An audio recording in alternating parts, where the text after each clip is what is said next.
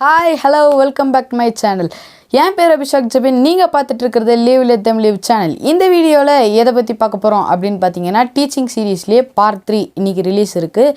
இப்போ நீங்கள் பார்த்துட்டு இருக்கிறது தான் பார்ட் 3 வீடியோ. இன்றைக்கி என்னென்னலாம் சொல்லி கொடுக்க போகிறோம் அப்படின்றத இந்த வீடியோவை ஸ்கிப் பண்ணாமல் பாருங்கள். பார்ட் 1ஓட லிங்க்கும் பார்ட் 2ஓட லிங்க்கும் கீழே டிஸ்கிரிப்ஷனில் இருக்குது, செக் பண்ணி பாருங்கள். நம்ம வீடியோவுக்கு யாராச்சும் புதுசாக இருந்தீங்க அப்படின்னா கீழே இருக்க சப்ஸ்கிரைப் பட்டன் அழுத்திட்டு கூட இருக்க பெல் பட்டனையும் தட்டி விட்ருங்க. மறக்காமல் ஷேர் பண்ணி விட்ருங்க. வாங்க வீடியோக்குள்ளே போகலாம்.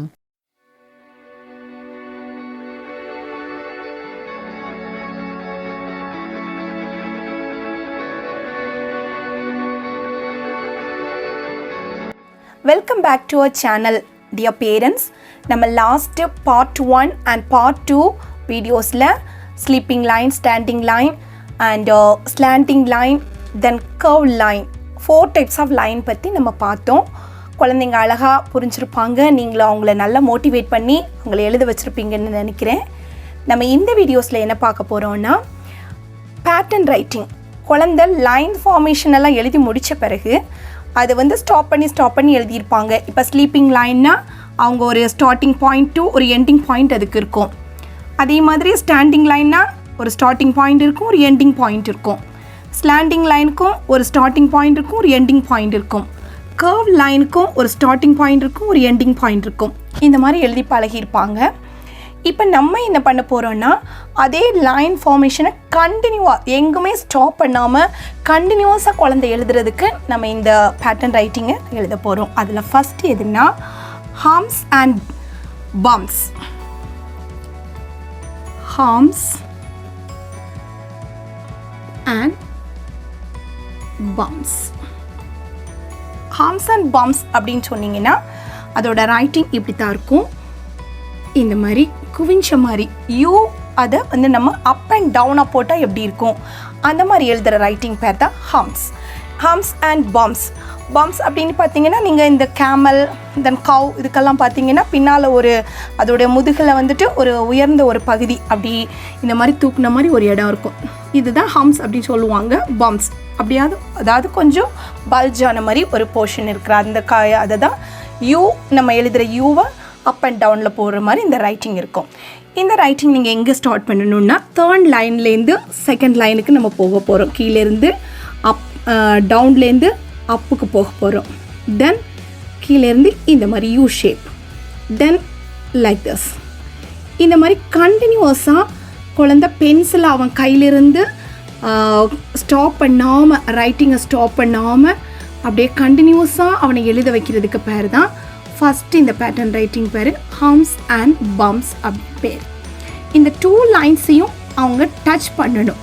கீழே இந்த லைன் வரும்போது கீழே டச் பண்ணணும், மேலே வரும்போது மேலே டச் பண்ணணும், தென் கீழே வரும்போது கீழே டச் பண்ணுற மாதிரி நீங்கள் அவனை எழுத வைக்கணும். தென் இது வந்து அவனுக்கு கொஞ்சம் கஷ்டமாக இருக்கும் எழுதுறதுக்கு. ஸோ நீங்கள் என்ன பண்ணணும், நம்ம ஏற்கனவே சொன்ன மாதிரி டாட்டட் லைன்ஸ் ஃபஸ்ட்டு நீங்கள் போட்டு கொடுத்துறீங்க. இப்படி டாட் போட்டு humps, humps and bumps, humps and bumps, humps and bumps அப்படின்னு சொல்லிட்டு இந்த டாட்டட் லைன் போட்டுட்டு அதில் சில்ட்ரனை வந்து நீங்கள் குழந்தைய அப்படியே ட்ரா பண்ண சொன்னீங்கன்னா ஃபஸ்ட்டு கொஞ்சம் அப்படி தப்பாக போடுவாங்க. ஆனால் அவங்க போக போக அப்படியே பழகிக்குவாங்க. இப்படி அவங்க கை எடுக்காமலே ஸ்டாப் பண்ணாமலே நான் ஸ்டாப்பாக இப்படியே எழுதிட்டு போனாங்கன்னா அவங்களோட கை மூமெண்ட் ரொம்ப அழகாக இம்ப்ரூவ் ஆகும். அவங்க எல்லா ரைட்டிங்ஸ் எழுதுறதுக்கு அவங்களோட மூமெண்ட் வந்து ரொம்ப அழகாக மாறும். நீங்களே பார்க்கலாம், அவங்க குழந்தை ரொம்ப அருமையாக எழுத ஆரம்பிப்பான். இதில் நீங்கள் ரொம்ப இம்பார்ட்டண்ட்டாக கவனிக்க வேண்டியது இந்த லைனை அந்த பேட்டர்ன் ரைட்டிங்கில் வர லைன்ஸ் வந்து கம்பல்சரி டச் பண்ணணும். கீழே லைன்லேயும் அவனோட கீழே வரும்போது டச் பண்ணியிருக்கணும். அதே மாதிரி நீங்கள் மேலே போகும்போதும் அந்த லைன் டச் பண்ணுற மாதிரி குழந்தைய கொஞ்சம் நீங்கள் கவனிச்சிங்கன்னா அவனை அப்படியே டாட்டட் லைன் போட்டு கொடுத்துட்டு நெக்ஸ்ட் அவனை கொஞ்சம் கொஞ்சமாக இம்ப்ரூவ் பண்ணி அவனை எழுத வச்சிங்கன்னா இந்த ரைட்டிங்கில் ரொம்ப அவன் இம்ப்ரூவ் ஆவான். Okay, second zigzag. ஜிக்ஸாக் அப்படிங்கிறது ஸ்லாண்டிங் லைன் ஆல்ரெடி நம்ம படிச்சிருக்கிறோம். அதை யூஸ் பண்ணி நம்ம எழுத போகிறோம்.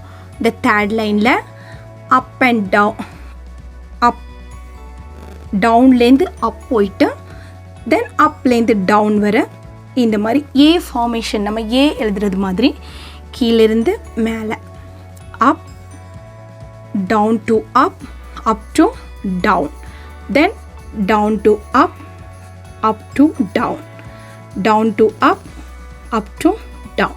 இந்த ஷேப்பில் நம்ம அப்படியே வரைய போகிறோம். This is called zigzag. இந்த ரைட்டிங் நம்ம ஏற்கனவே படிச்சிருக்கிறோம்.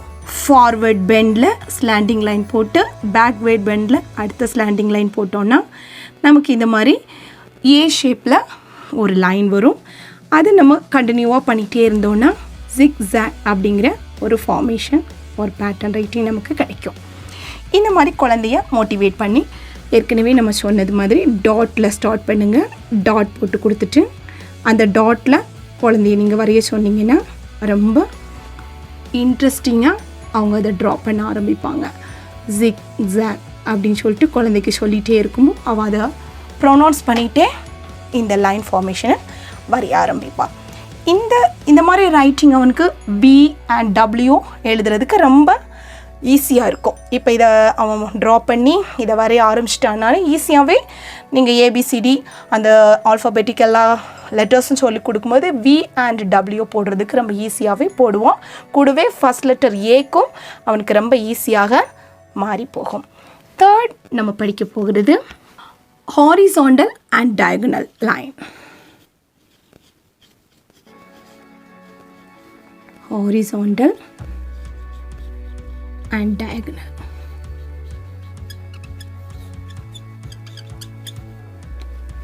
Horizontal and diagonal.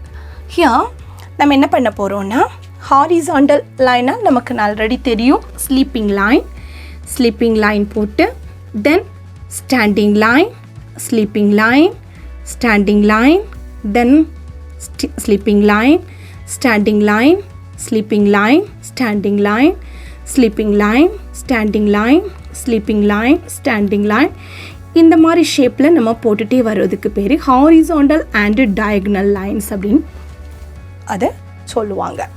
ஸோ இந்த மாதிரி இது ரொம்ப ஈஸியாக இருக்கும் சில்ட்ரனுக்கு. Already sleeping line standing line அவன் நல்லா இம்ப்ரூவ் ஆகிருப்பான்.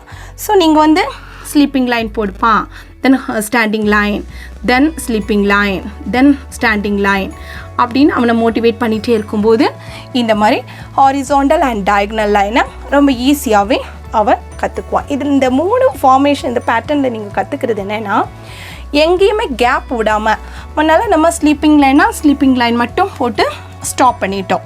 அதுக்கு ஒரு ஸ்டார்டிங் பாயிண்ட் இருந்துச்சு, தென் ஒரு எண்டிங் பாயிண்ட் இருந்துச்சு. அதேமாரி ஸ்டாண்டிங் லைனும் ஒரு ஸ்டார்டிங் பாயிண்ட் அண்ட் ஒரு எண்டிங் பாயிண்ட் இருந்துச்சு. ஸ்லாண்டிங் லைன் ஆல்சோ ஒரு ஸ்டார்டிங் லைன் அண்ட் ஒரு எண்டிங் பாயிண்ட் இருந்துச்சு. Curved line also having the starting line and ending point. ஆனால் இங்கே நீங்கள் ஸ்டார்டிங் பாயிண்ட் இருக்கும், எண்டிங் பாயிண்ட்டும் இருக்கும், பட் இடையில எங்கேயுமே ஸ்டாப் பண்ணாமல் கண்டினியூஸ் ப்ராசஸாக போயிட்டே இருக்கும். ஸோ இந்த ஹம்ஸ் அண்ட் பம்ப்ஸ் ஆல்சோ அப்படி போயிட்டே இருக்கும். கண்டினியூலாக குழந்தை வந்து அவன் கையை எடுக்காத வரைக்கும் அப்படியே எழுதுகிற வரைக்கும் ரொம்ப இம்ப்ரூவ் ஆகிட்டான்னு அர்த்தம்.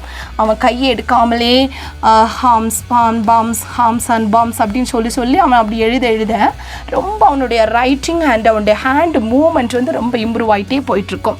அதே மாதிரி தான் ஜிக்ஸாக் ஸ்லாண்டிங் லைன் போட்டு ஃபார்வேர்டாக slanting line and backward slanting line போட்டு அவன் வந்து கையை அந்த இடத்துல பாயிண்ட்லேருந்து அந்த கையை நீக்காமல் எடுக்காமல் அவன் கரெக்டாக அதை இம்ப்ரூவ் அப்படியே போயிட்டே இருந்தானா ரொம்ப அருமையாக இருக்கும். அவனோட ரைட்டிங்ஸ் ரொம்ப இம்ப்ரூவ் ஆகும். கை வந்து மூமெண்ட் வந்து ரொம்ப அவனுக்கு ரொம்ப அழகாக போயிட்டுருக்கும்.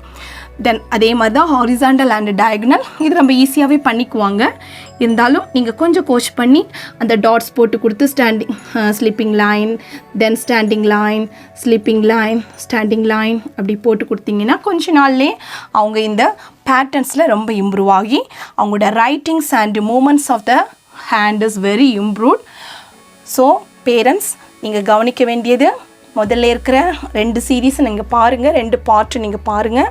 அதில் உங்களுக்கு சில்ட்ரன் ஸ்டார்ட் பண்ணி என்னென்ன ரைட் பண்ணணும், அவங்களுடைய லெட்டர் ஃபார்மேஷனுக்கு அவங்க என்ன லைன்ஸை ஃபஸ்ட்டு ஃபாலோ பண்ணால், எதை வந்து ஃபஸ்ட்டு கற்றுக்கிட்டா அவனுக்கு இம்ப்ரூவ் ஆகுற 2 காரியத்தை நாங்கள் போட்டிருக்கிறோம்.